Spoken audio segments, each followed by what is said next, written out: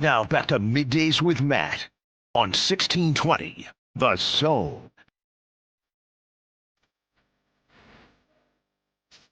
Playoffs are going on across professional sports. The NFL draft is happening this Thursday, where teams are going to select the next Hall of Famers of the NFL. But it seems like all anybody can talk about is a baseball team that's playing in Lincoln, Nebraska. Saying that, we bring on the beat reporter for the Omaha World Herald for Nebraska baseball, along with just a man who's followed and covered this team like very few people have over the last couple of years. It's Evan Bland from the OWH. EB, how are you? What's up, Matt? Doing well. How's it going? Doing great. How is this for you? Like how much fun is this for you? Like are you having this team's 31-9? Like how are you? I asked this question a lot to the basketball beat reporters because they, hadn't experienced a Nebraska basketball team that dominant or really that good ever, especially in recent history. How does this feel different for you? Because this team's great. Other Nebraska baseball teams have made the NCAA tournament over the last couple of years under Will Bolt, but how does this feel different for you? Yeah, it's fun. It's always more fun when they're winning than when they're losing. It's the best.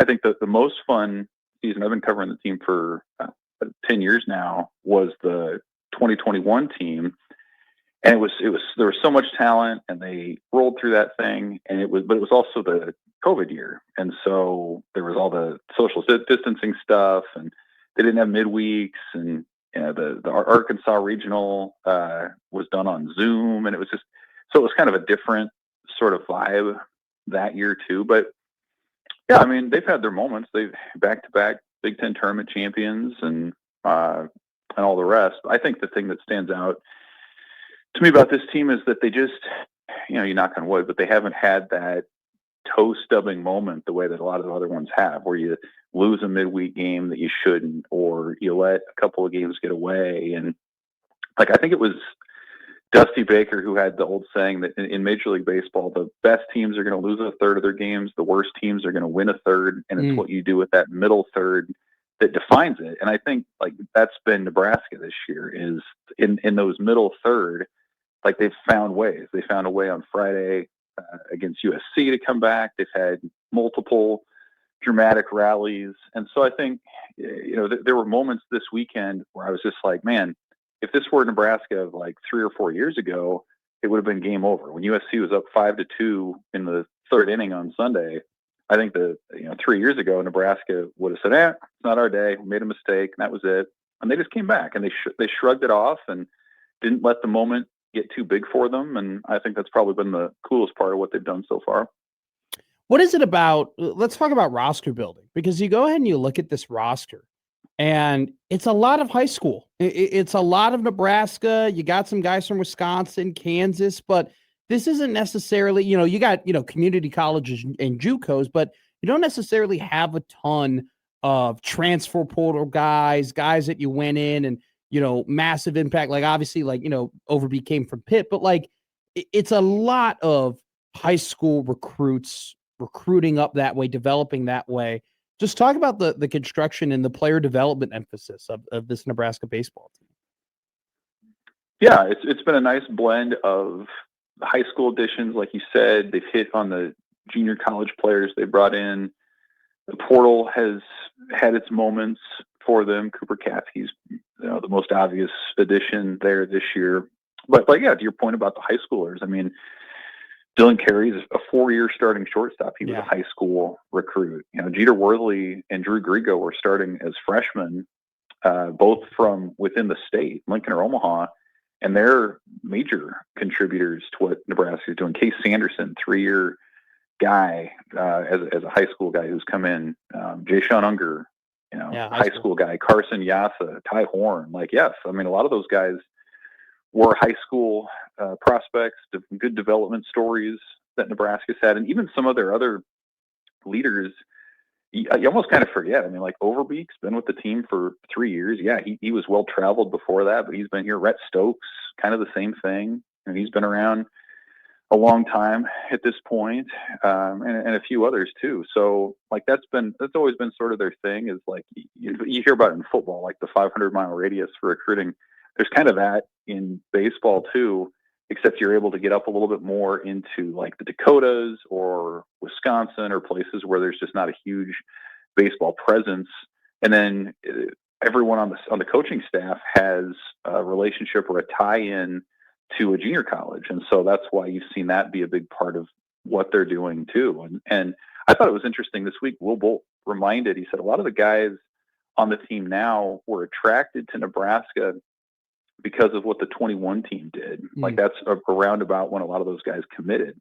And so he was just like, a lot of these guys are attracted to winning and driven by winning more than just, hey, it's cool to be a Nebraska baseball player. So it's cool to see that thing kind of come full circle, where so many of those guys who saw what that 21 team did are now doing it themselves. All right, let's ask the big question. Sweep of USC, number 12 team in the country before the sweep, absolute bludgeoning on Saturday and Sunday. Where does it put Nebraska in terms of potentially hosting a regional at Haymarket Park? I think if the season ended today, they probably would. RPI wise, they're inside the top 16, which is a heck of a thing. The quad one wins, they have a number of those. The home record is strong. For better or worse, too, the NCAA selection committee has a history of wanting to spread out the host sites too. And so if you're on the fringe and it's between, say, Nebraska and a team from the Southeast or the West Coast, and you already have other representation there, like they're going to say, yeah, we want a Midwest school. We want, maybe somebody who hasn't done it in a while. Certainly the attendance piece, I think, has to be a little bit of a factor too. When you just see, what was it, 21,000 some for a 3-game series against USC, like that's the kind of thing that you're not going to get at a lot of places. A lot of places that host annually don't come close to that for a regional weekend. So I think it's one of those things that could help grow the sport as well. Now, of course, the season doesn't end today, and so you've got a month plus left, and for Nebraska, it's going to be about taking care of business. And really, the Kansas game Tuesday night's an opportunity to move up in the RPI because of where Kansas is. But I think everything after that is more or less like win your series, don't lose a game you shouldn't, and the strength of schedule is gonna dip for them a little bit. They're just not going to play the same caliber of opponents the rest of the way. So I don't know that that they're going to finish with the number 15 RPI where they are right now. But I do think you continue to take care of business. All those other things that I just mentioned factor into it. The selection committee is a group of people. It's not just computers spitting out 16 national seeds. So I think they're in a good position to do it for the next month. And maybe that schedule is just in the right spot where it's not too hard to where they're going to, drop a few more games, but it's not so easy that it's going to drag down their RPI either. Sir, I don't know if I would necessarily say there's like glaring weakness, but is there anything that you look at this team and you say, all right, they got to clean this up just a little bit? I mean, obviously we're thinking big here because we're talking about regional, right? Like what is one thing that might concern you a little bit about this team? You almost have to play like process of elimination. Like it's not the defense. That's been really good. It's not the offense, certainly based on what they just did. It's the pitching somewhere, but I think you can make a case that it's either in the starting rotation or in the bullpen. And that's what makes the Ty Horn move so interesting, was that he had been so-so as a starter, hadn't given him a ton of length, wasn't awful, but like just not up to what you're looking for in a Friday guy. And so they move him to the bullpen last week, and Nebraska goes 4-0 on the week, and he had a part and affected 3 of those wins. He was a big part of Sunday's game when he goes 5 innings in relief, big part of Tuesday's win over Creighton. Friday night, he helped get that game into extras. So like he's addressing what I think had been the weakest area for Nebraska in the bullpen, where they just didn't have that guy who could be a bridge between the starter and Jay-Sean Unger maybe in the back end. And so Horn has addressed that with flying colors this week. So I suppose maybe in this moment it's that starting rotation, and you'd love to see in the next month that Friday, Saturday, Sunday, guys out there be consistent. I mean, we saw Cooper Kasky just had his worst outing of the year as a Friday guy. Maybe that was because of short rest. I think you can make that case Carson Yassa's been excellent on Saturday, Yeah. and then Blackowitz goes 2 on Sunday, and he was a guy that coaches pointed to as someone they wanted in the midweek because of workload considerations as a sophomore. So I guess at this moment it would probably be the rotation and just seeing over the next month. I think you feel pretty good that Katsky's going to bounce back, but especially that Sunday spot, some blend of Blackowitz and then Horn, maybe piggybacking off him in relief. You'd love to see how that's going to go and maybe some consistency there in the next month. You know, you go ahead and you look at Blackowitz, Yassa, and Katsky. They're, Blackowitz has a 3.02 ERA, Yassa's 3.93, Katsky's 4.02, and then you go ahead and look at the bullpen, right? Harrahill, 2.13 ERA, Unger, 26 innings, 3 ERA, Timmermans, 24 innings, 3.75 ERA. Like, just pretty solid throughout the entirety of the pitching staff.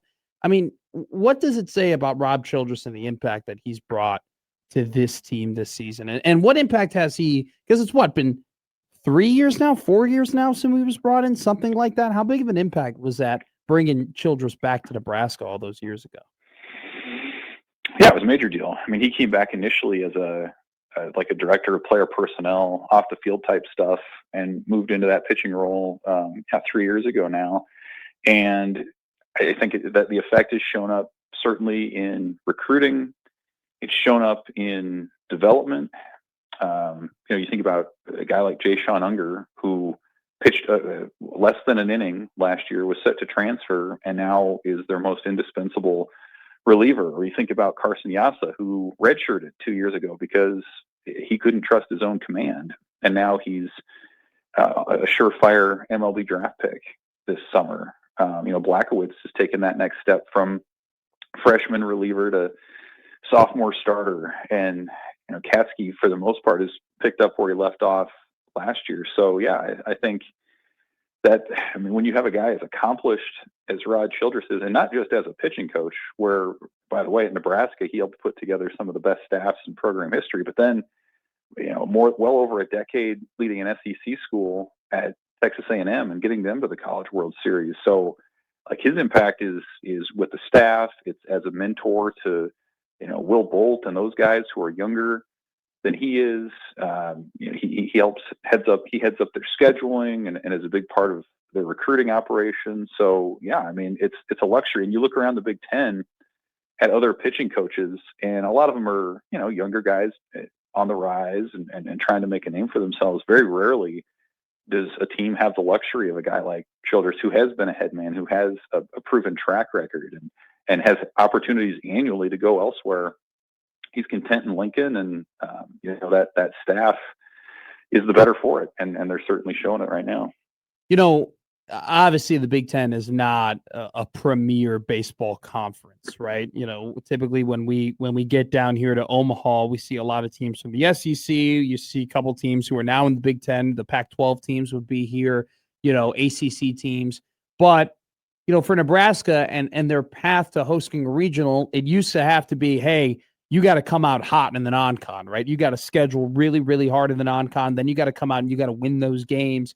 And those games that you play in March were a really, really big deal to setting yourself up to potentially putting yourself in a good RPI spot when it comes to the NCAA tournament.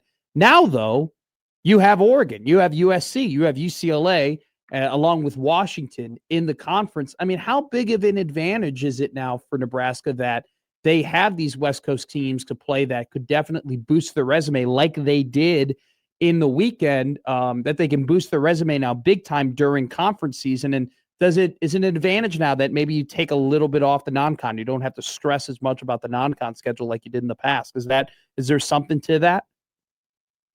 Yeah, I think so. There's it's kind of funny how all the football decision makers are helping the Big Ten baseball league, I guess. Sure.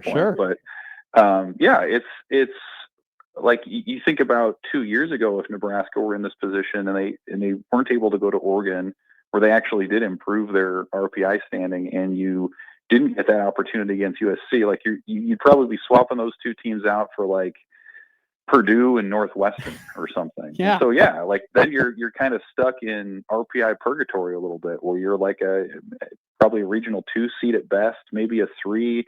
You don't have an opportunity to prove yourself. And it does make a difference because, like, you think about how different of a team Nebraska is right now from when it was in late February. Like, its rotation is different. Its lineup, they figured things out. Their bullpen is more solidified. And so, like, if you're a Southern team, you have that luxury, if you're a good team, every week or almost every week, to go out and improve your resume. And you just don't get that as much in the North. And so here's Nebraska, where it does figure some things out and it gets that opportunity against USC. And lo and behold, it does make a statement. And so I do think that does make a difference. You look at the Big Ten from an RPI perspective as a whole. 3 years ago, it was probably the 6th or the 7th best RPI league in the country. Now it's 4. Part of that's because the Pac-12 doesn't exist anymore, but there are more resources going toward baseball. There are more brand names in the league because of those West Coast schools than there were before. And I think Nebraska, for most of their Big Ten era, they've been kind of in and out of the NCAA tournament. They weren't very consistent. Like, right now, they're well on their way to their 3rd straight trip into playing June baseball. I think they're more of a steady national presence than they've been in a long time. And so all of that does play a factor for sure. And I think the Big Ten, like, you look at their postseason outlook, obviously UCLA, Nebraska, Oregon, USC, like, there's a quick group of regional teams, and you might get 1 or 2 more depending on how things go here down the stretch. So yeah, the league is on the rise, maybe not through any real fault of its own or putting more into baseball, but just because of the way college sports is going. How badly do you want to see them play UCLA in the Big Ten tournament? That'd be pretty cool. I mean, we saw it last year, and we saw we did see it last year. And it was unbelievable. And it would be, again, the stakes this time would be a little bit different. These would be 2 teams. Like, if that's the case, it's very likely that they're 2 national seeds going at it for a tournament crown. And UCLA's got a bunch of guys who are going to be playing Major League Baseball within a couple of years. And, certainly Nebraska fans are on board with this team, as we just witnessed last weekend. So to this point, I think it's been a positive that Nebraska hasn't faced UCLA, just kind of as it's built its own resume and you see what the Bruins are doing. But it would be pretty neat to see Nebraska get a crack at those guys, just one game, maybe for all the marbles here in late May. Do you want a Memorial Stadium question? Absolutely. Okay. I'm going to say this. Do you think, because when I was there, were you there at the press conference? This press conference I talk about when Trev announced the Memorial Stadium project, seems like nobody remembers being there. Were you there? I think Chattel was there. Chattel was there. Yeah, I was there. Okay. Yeah, with the easels and Yes. Yeah. And him bringing up Wrigley Field and Notre Dame and everything like that. Right. And only you and I knowing what he was referring to. That was great. Anyway, though, I remember being there, and there definitely was, even amongst the media members, there was like, okay, really? Like, you just did the facility, you just did the practice facility, you just put all this money, and now you're going to put even more money into the stadium project. And there was a little bit of skepticism, and then definitely online, there was a lot of pushback. And I think that's part of the reason, why it might have taken as long as it did to finally get to this point where they're presenting it to the Board of Regents. But what has the process been like through your eyes? Is it just people at this point are kind of like, all right, we have to do this? Or do you sense that there's any real excitement that Memorial Stadium is going to get an upgrade? Well, maybe not at this exact moment in time. I think when it comes about, it's going to be really impressive. But, you think about the press conference with Trev a few years ago, it felt premature in a few ways. One, the team wasn't doing great on the field, obviously. It didn't feel like maybe they had the funds raised, but there was an acknowledgement that it's going to have to go that way because of structural needs just within a venue that's 100 years old, because of just different ways to generate revenue. That was right when the NIL era was starting to take off. So I think what I would say is that Troy Dannon and the athletic department have done a good job of spelling out this time the reasons why it needs to happen now. Obviously, it's going to get more expensive the longer you wait. Some of it you have to do anyway. You're not going to totally, relocate and go to a different place. So and you need it to generate money, whether that's to set up for concerts or other events that are coming along. They kind of outline this plan to where a stadium renovation over time will actually help pay for itself. And so it just comes at a weird time, right? When you think about how last season ended and just the lack of enthusiasm for the momentum of the program. There's the people that say, wow, this money should go toward the current roster and turning things around. And, construction costs are going up and all these different things. So it's definitely a long-term play, but I think it's something you have to get out there and you got to do it. Like some of that stuff you're going to have to do anyway.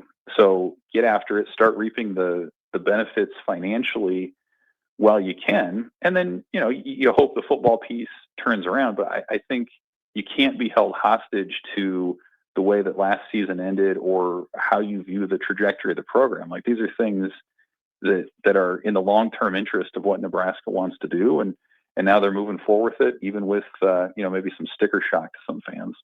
Evan Bland of the Omaha World Herald reporting everything on Nebraska sports along with baseball.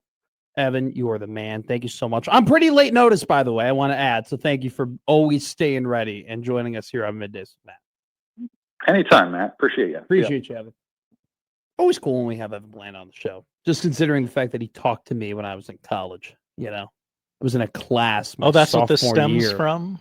No, this stems from me going, Josh Peterson, what's Evan Bland's number? Oh, well, yeah. And then Evan and I have gotten to know each other as time has gone on. By the way, talking about events happening at Memorial Stadium, Zach Bryan is happening this weekend. This weekend. April 25th, Saturday. What's the weather going to be? It's going to be chilly. Oh, no. It's going to be chilly. Right now. Better drink beer and warm yourself up. I'm looking at 60 is the high? Okay. It doesn't seem like it's sold out. There's a lot of tickets left on Ticketmaster right now, especially in the 200 sections. It's kind of a pricey event to go to. Come on out. You'll have a fun time. General admission tickets, though, all gone.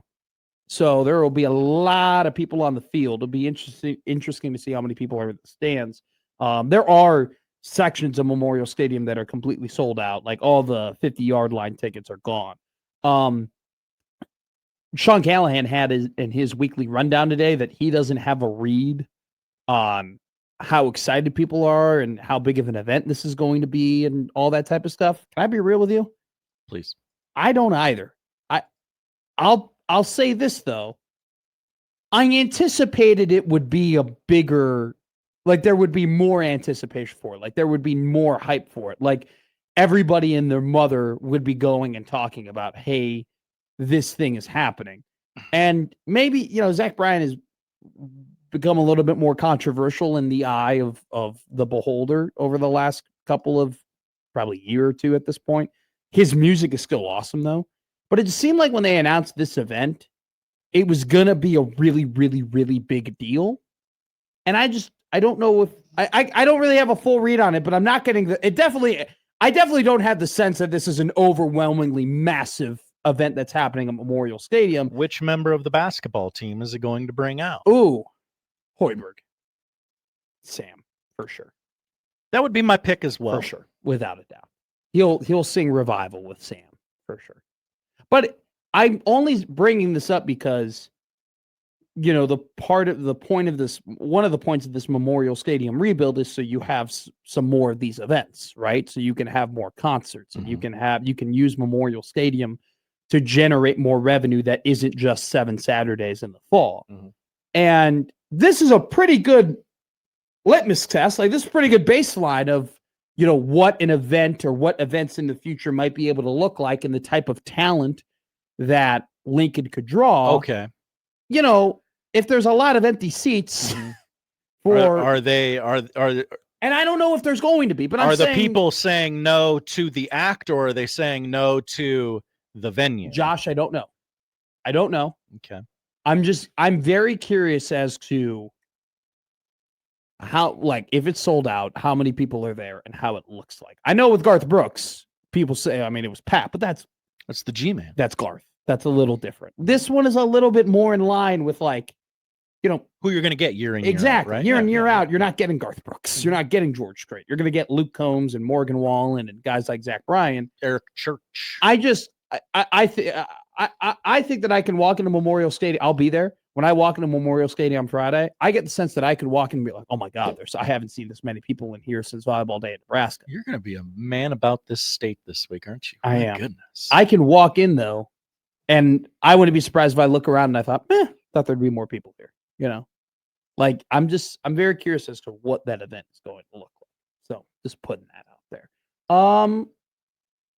Car wash. I love a car wash. Let's do car wash or big question. At the car wash. Let's do car wash. Then we'll do balls. Well, yeah, car wash, then balls, then a big question. All of that coming up here. Middays with Matt on the 1620 Zone Radio Network.